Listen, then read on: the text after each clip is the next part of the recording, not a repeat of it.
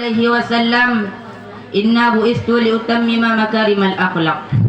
Yang sama-sama kita hormati Bapak Kepala RT, RW dan Kepala Dusun sampai yang tak punya kepala.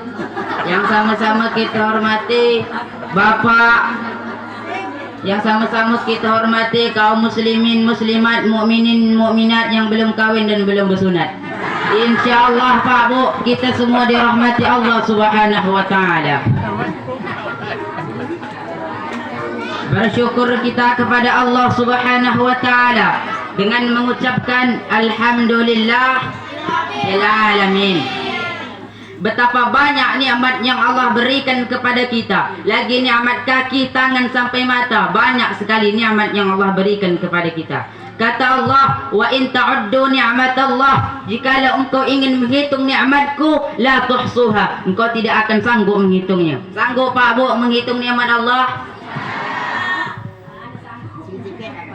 Selanjutnya bersalawat kita kepada baginda Rasulullah sallallahu alaihi wasallam. Sebelum kita bersalawat kepada baginda Rasulullah sallallahu alaihi wasallam, jangan sampai kita disebut oleh Rasulullah al-bakhilu min zukirtu indahu, al-bakhilu min zukirtu indahu falam yusalli alayya. Orang yang ketika mendengar namaku dia tidak mau bersalawat kepadaku. Itu adalah orang yang paling lokek di sisi Rasulullah. Paling kedekut tangkai jering, bapakmu yang pelokek. Itu mungkin berapa inci dalam tengkuknya tu. Biasa kan kata orang kalau tengkuknya berlubang tu kata orang pelokek. Marilah bersama-sama kita bersalawat kepada Rasulullah. Allahumma salli wa sallim ala sayyidina Muhammadin bil qulubi wa afiyatil abdani wa shifaiha wa nuril absari wa diyaiha wa ala alihi wa sahbihi wa sallim. Semoga kita mendapatkan syafaat dari Rasulullah sallallahu alaihi wasallam, yaitu syafaatul uzma. Syafaatul uzma ini hanya ada pada Rasulullah sallallahu alaihi wasallam, tidak ada pada rasul-rasul yang lain. Orang yang tidak mendapatkan syafaat dariku, kata Nabi, tiga. Yang pertama, orang yang durhaka kepada orang tuanya. Janganlah kita Bu membangkang orang tua kita, melawannya. Yang kedua, orang yang tidak mendapatkan syafaat dariku itu adalah orang yang tidak mau berselawat kepadaku. Wasahkan nak berselawat nyebut nama Muhammad saja tidak anda. Berat betul mulut nak nyebut. Apa benda yang nahan kat mulut itu? Orang yang paling dekat dengan Rasulullah sallallahu alaihi wasallam di hari kiamat adalah orang yang banyak berselawat. Bukan orang yang banyak bini, bukan orang yang banyak laki nanti dekat dengan Rasulullah. Orang yang dekat dengan Rasulullah itu adalah orang yang banyak berselawat. Yang ketiga, orang yang tidak mendapatkan syafaat dariku itu, kata Nabi, orang yang senang, yang bahagia meninggalkan sunnahku. Kata Nabi, an-nikahu sunnati, nikah itu sunnah aku. Faman ra'iba an sunnati, barang siapa yang senang, yang bahagia meninggalkan sunnah aku, falaysa minni, maka dia bukan umat aku. Jangan pula nanti bapak ibu nambah bini, jangan pula nanti bapak nambah bini kerana kata nak pesantren nikah itu sunat. Cukup aja orang rumah.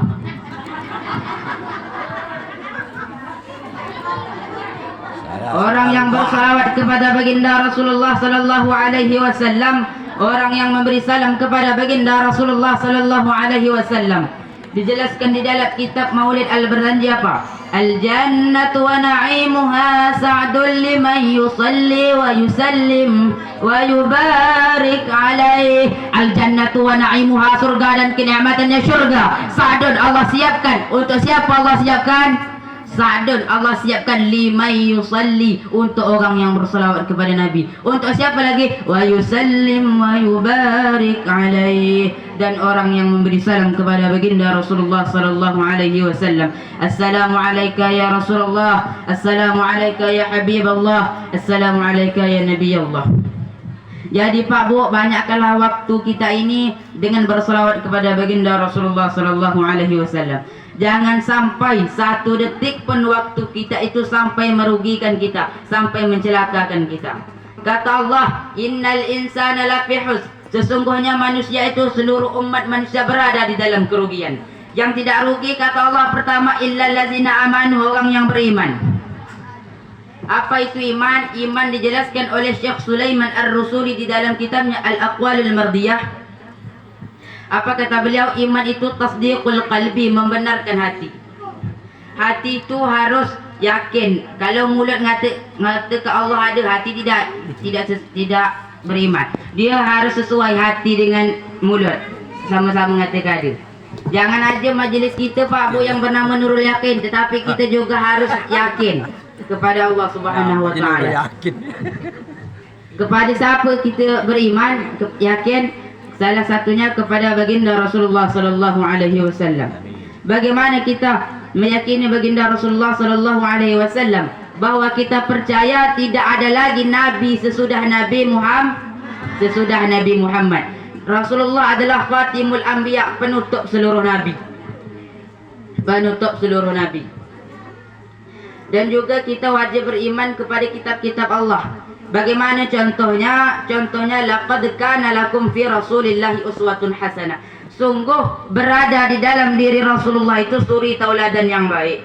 Jadi kita wajib mengimani, wajib meyakini bahwa di dalam diri Rasulullah itu berada suri tauladan yang baik. Rasulullah diutus oleh Allah bukan hanya untuk mensyiarkan agama Islam, tetapi juga untuk inna bu'istu liutammima makarimal akhlak, untuk menyempurnakan akhlak umat manusia. Jadi Pak Bu, wajib kita beriman. Wajib dijelaskan juga oleh Syekh Sulaiman Ar-Rusuli di dalam kitabnya Ma yusabu ala fi'lihi wa la yu'aqabu ala tarkihi. Kalau kita kerjakan dapat dosa, kalau kita tinggalkan dapat pahala. Kalau kita kerjakan dapat pahala, kalau kita tinggalkan dapat dosa. Terbalik.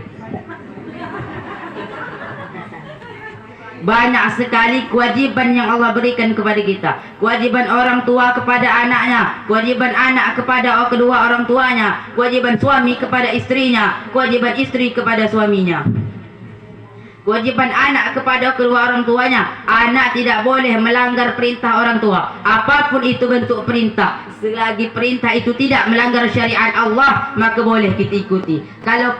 Kalau syariat itu melanggar syariat Allah, jangan kita ikuti. Kewajiban kedua orang tua kepada anaknya. Yang pertama, nama yang bagus. Jangan beri nama anak Firaun, nanti kelakuannya macam Firaun. Kullu ismi doa, setiap nama itu doa. Jangan beri nama anak yang tak boleh. Ini macam-macam benda lah, kamu tak tahu benda.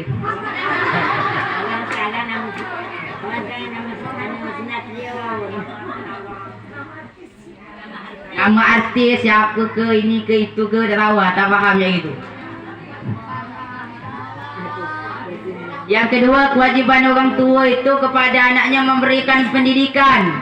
Berilah kepada anak itu pendidikan yang menyelamatkannya di dunia dan di akhirat. Jangan berikan kepada anak pendidikan yang menyerumuskannya di dalam api neraka.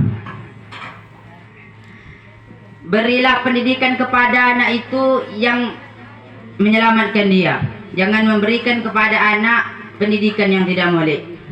Yang ketiga, kewajiban kedua orang tua kepada anaknya memberi makan yang halal. Jangan beri makan yang haram. Nanti minta dipertanggungjawabkan di hadapan Allah Subhanahu wa taala. Contoh, kita ngambil jambu orang. Ngambil jambu orang, kena jambu dapat di mana? Nanti kita pulang ke siapa yang punya jambu nanti di akhirat. Jambu di dunia bukan sama jambu dengan akhirat. Besar, bapak yang besar. Letak mikun merengkik kepala bau ni. Nak mulang dia, cari orang dia. 3 orang. Tak ada lah. Pikul lah sampai jumpa orang. Kewajiban isteri kepada suaminya. Yang keempat, kewajiban kedua orang tua kepada anaknya itu Pak, memberikan tempat tinggal. Berilah tempat tinggal yang bagus. Jangan beri tempat tinggal tu macam WC, macam ini, macam itu. Kewajiban isteri kepada suaminya. Kewajiban isteri kepada suaminya salah Salah satunya ialah membahagiakan suaminya. Kalau kata suami, "Dek, engkau siap lagi bersolek, bersolek." Siti Aisyah, kalau kita berlaki Pak Bu, kalau kita berlaki, surga kita pindah kepada suami. Tetapi sebelum kita berlaki, surga kita di bawah telapak kaki ibu. Siti Aisyah tahu tak? Siti Aisyah isteri Nabi, ketika Nabi balik dari peperangan, Siti Aisyah tu sakit. Dia tidak andak ngabar bahawa dia itu sakit. Kenapa? Takut Rasulullah itu gelisah bahawa Aisyah itu sakit. Begitulah betapa solehahnya isteri orang. Isteri awak, oh.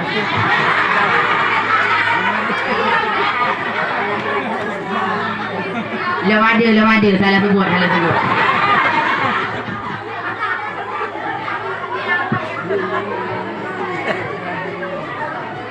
Yang kedua kata Allah Pak Bu, orang yang tidak rugi adalah orang yang wa amilus salihat, orang yang beramal soleh.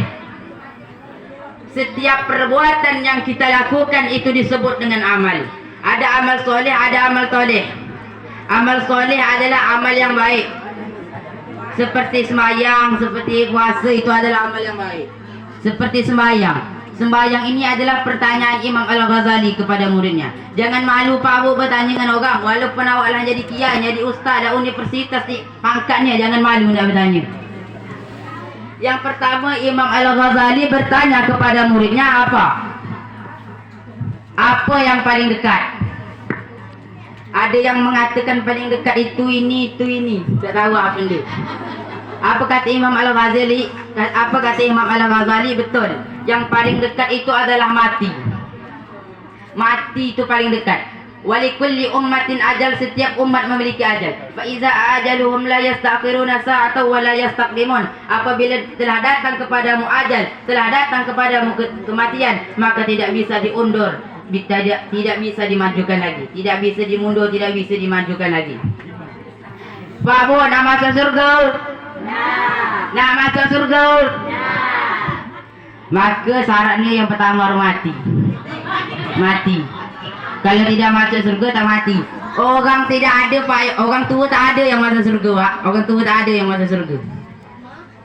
Yang masuk yang nanti bapa ibu yang tua ni nanti di dalamnya tidak tua lagi, lah muda. Ada umur yang 30, yang muda-muda semua, tidak ada yang tua-tua.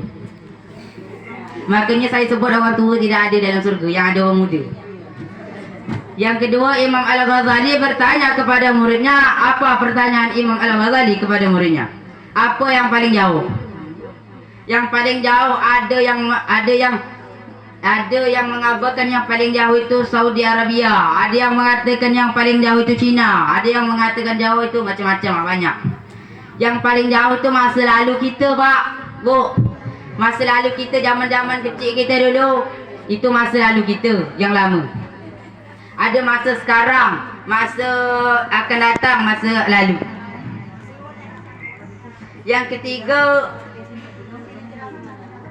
yang paling Imam Al-Ghazali bertanya kepada muridnya Imam Al-Ghazali bertanya kepada muridnya apa yang paling besar. Ada yang mengatakan yang paling besar itu gunung, ada yang mengatakan paling besar itu dunia, ada yang mengatakan yang paling besar itu alam semesta. Yang paling besar itu Pak Bu adalah hawa nafsu kita.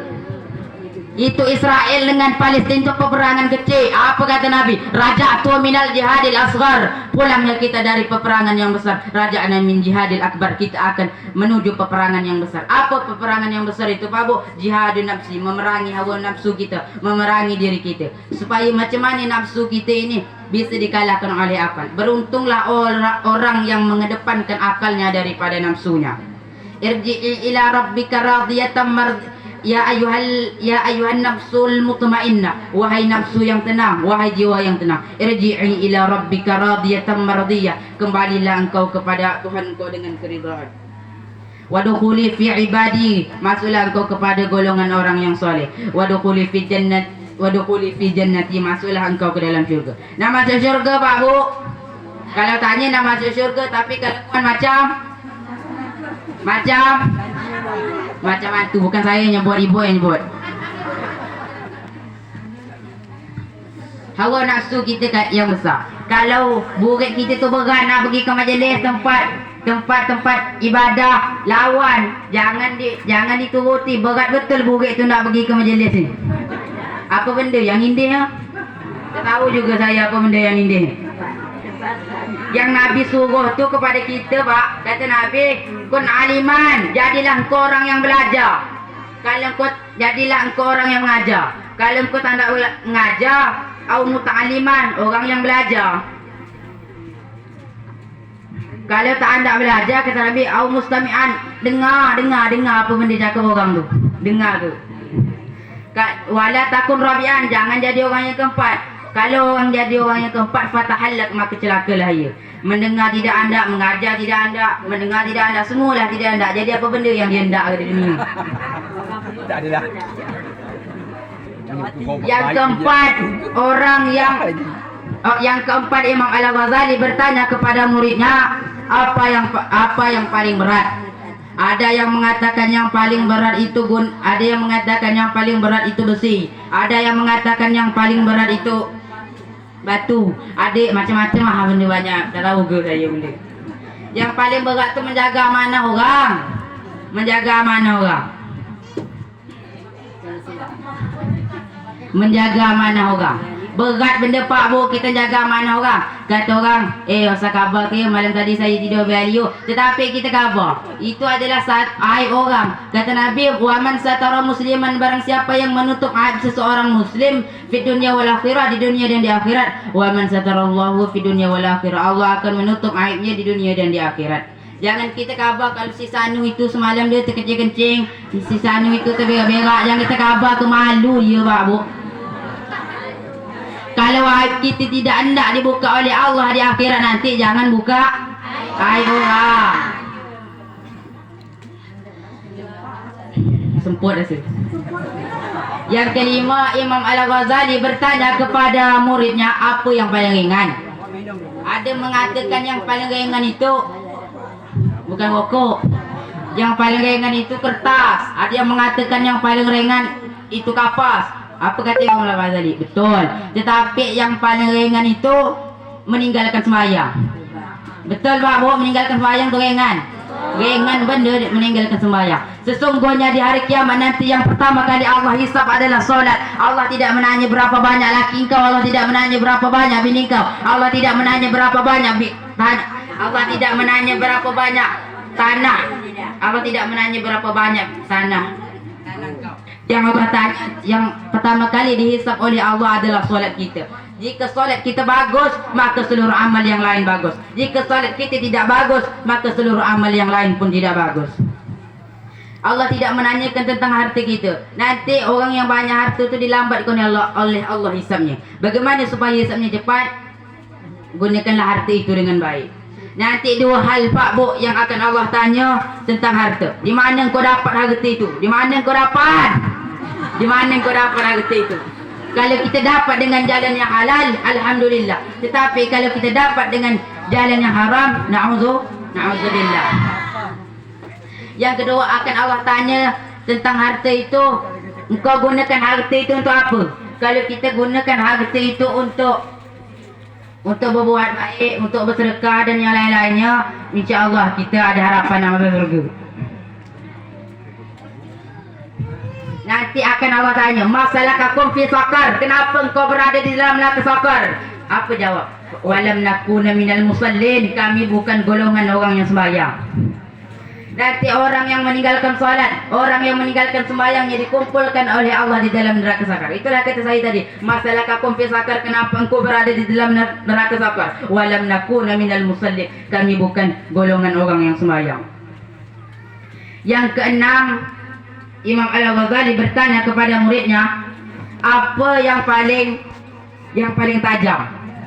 Ada yang mengatakan yang paling tajam itu pisau, ada yang mengatakan yang paling tajam itu pedang, ada yang mengatakan yang paling tajam itu banyak benda macam. Yang paling tajam itu adalah lidah. Lidah ni asyik nak gosip orang aja, asyik nak ngata ke orang aja.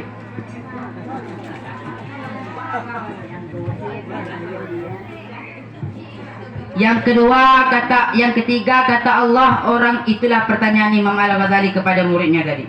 Yang ketiga kata Allah, orang yang tidak rugi itu siapa? Wa tawasau bil haqq, orang yang saling menasihati. Jadi kalau kedatangan saya di sini membawa salah, saya minta dinasihati. Orang yang tidak anda minta dinasihati itu Pak, hatinya sudah mati. Hatinya sudah mati. Masih mendingan kalau orang dinasihat. Masih mendingan kalau orang dinasihat keluar telinga kiri masuk telinga kanan. Ini kuasa nak masuk, ini kuasa kena keluar telinga kanan masuk aja tidak. Apa tidak mati hatinya? Kata Nabi, wa in ta'ammara alaikum abdun, sekalipun yang memerintahkan, yang menasihatkan kepada kalian itu seorang budak, jika perintah itu, nasihat itu mengandung kebaikan, maka boleh kita ikuti. Kalau perintah itu, nasihat itu tidak mengandung kebaikan, maka jangan kita ikuti. Jangan pandang siapa yang menyampaikan, tapi pandanglah apa yang dia sampaikan.